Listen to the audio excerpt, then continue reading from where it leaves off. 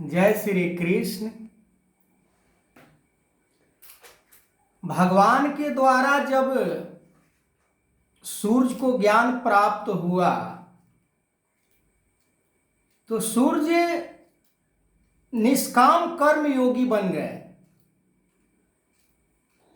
आज भी किसी से पूछने की जरूरत नहीं है कि सूर्य कितना निष्काम इस संसार में कर रहे हैं।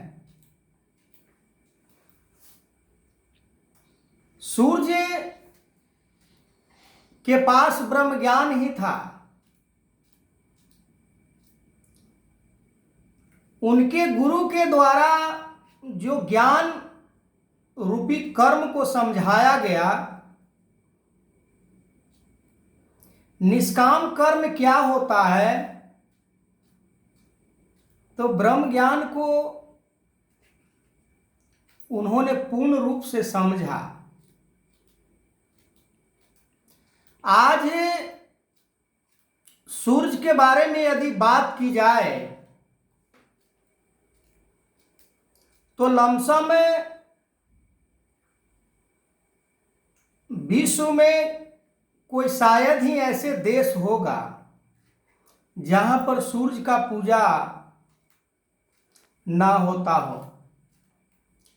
पर मैं ये नहीं कहता कि वो सूर्य के पूजा करते हैं तो ये गलत है, पर सूर्य को पूजा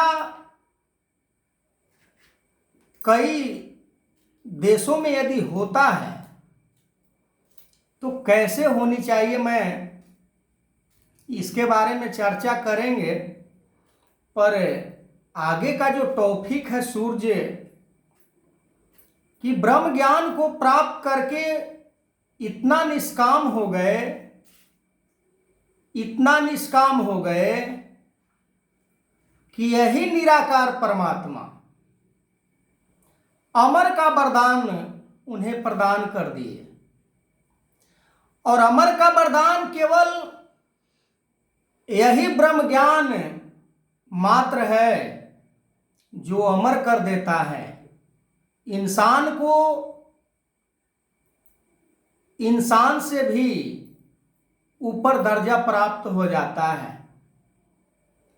मनुष्य के श्रेणी में तो होता ही है, पर मनुष्य वाली जितने भी गुण होते हैं वो सारे गुण उसके अंदर वर्तमान होता है। ये केवल देन ब्रह्म ज्ञान का ही है। ब्रह्म ज्ञान वो नॉलेज है, बेसिक नॉलेज। इस ब्रह्म ज्ञान रूपी नॉलेज से हम इस ब्रह्मांड के सच्चाई को जानते हैं।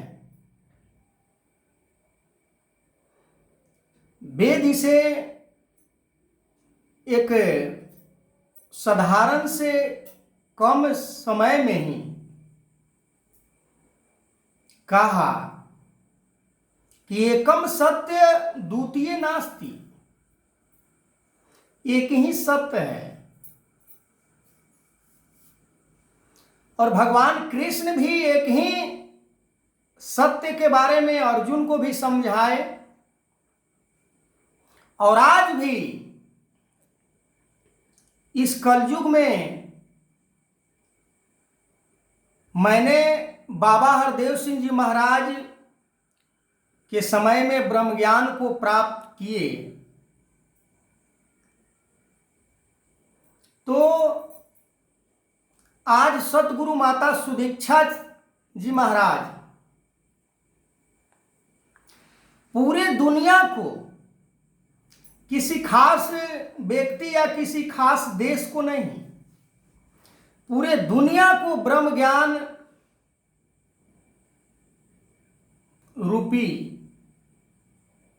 अमृत को आज प्रदान कर रहे हैं। पर ये अमृतत्व मनुष्य को कब प्राप्त होता है? जब मनुष्य कि मन के अंदर किसी प्रकार की कामना ना हो। वो सभी कामनाओं को कभी कभी जिक्र होता है कि भगवान शंकर वो समुद्र के समय पूरे मंथन के द्वारा निकला हुआ विष, जिसको उन्होंने धारण कर लिया था, विष को, यानी संसार रूपी विष। कहते हैं कि आग लगी आकाश में, झरझर गिरे अंगार, संत न होते जगत में तो जल मरता संसार। कि आज सूरज की यदि बात करें तो पूरे संसार को ऐसे दिशा निर्देश देते हैं हर समय हर पल कि हमें सूरज के उदय होने मात्र से हम निद्रा अवस्था से जागृत हो जाते हैं। ऐसे संत, ऐसे महापुरुष ये संसार में कोई बिरला ही होता है जो ब्रह्म ज्ञान को धारण कर ले, जो ब्रह्म ज्ञान को अपने जीवन में बसा ले। ब्रह्म ज्ञान कौन से रास्ते पर चलने के लिए हमें प्रेरित करता है। गीता के अंदर शब्द आता है कि ब्रह्म ज्ञान धारण करने के उपरांत हमारे मन के अंदर जो कुछ भी होता है कि ये मेरा है, तो मेरा जो मान्यता है वो मान्यता को भी समाप्त करने का ये ज्ञान है। कितना कॉन्फिडेंस से कोई जुटा सकता है कि अपने संपत्ति को गुरु के संपत्ति को मान ले।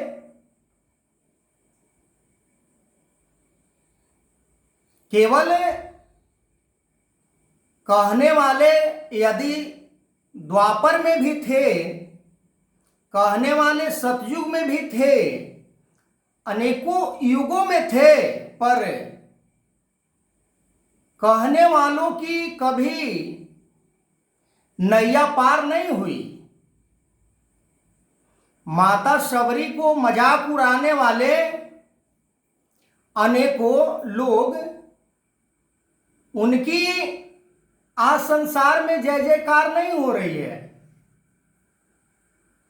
जितना कि माता शबरी की नाम ली जाती है कि राम का भक्त माता शबरी थी।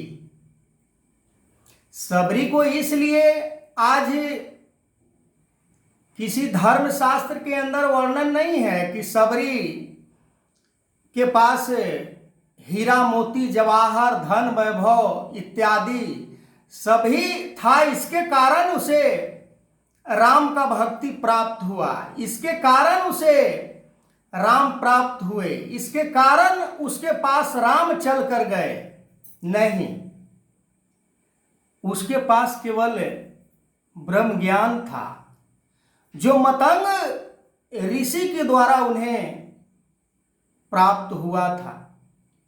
गुरु के वचन को माता शबरी ने धारण किया। गुरु ने उसे जो मूल मंत्र बताए, समझाए, जो कहे, उसी के ऊपर वो अडिग हो गया। और आज पूरे संसार में यदि भक्त के श्रेणी में नाम आता है तो माता शबरी का भी आता है। आगे मैं इस वीडियो को कंटिन्यू करूंगा, पर आज सतगुरु माता सुदीक्षा सवेंद्र हरदेव सिंह जी महाराज का दौर चल रहा है, जो द्वापर में भगवान कृष्ण का चला करता था, त्रेता में राम का चला करता था, सतयुग में विष्णु का चला करता था, और अनेकों इत्यादि ब्रह्मा, अनेकों जिनके नाम खत्म नहीं होता। तो वीडियो को शेयर कीजिए, लाइक कीजिए, कमेंट कीजिए। यूट्यूब के ऊपर भी आप हमारा वीडियो को देख सकते हैं। लाला पासवान गीता के नाम से चैनल है। जय श्री कृष्ण।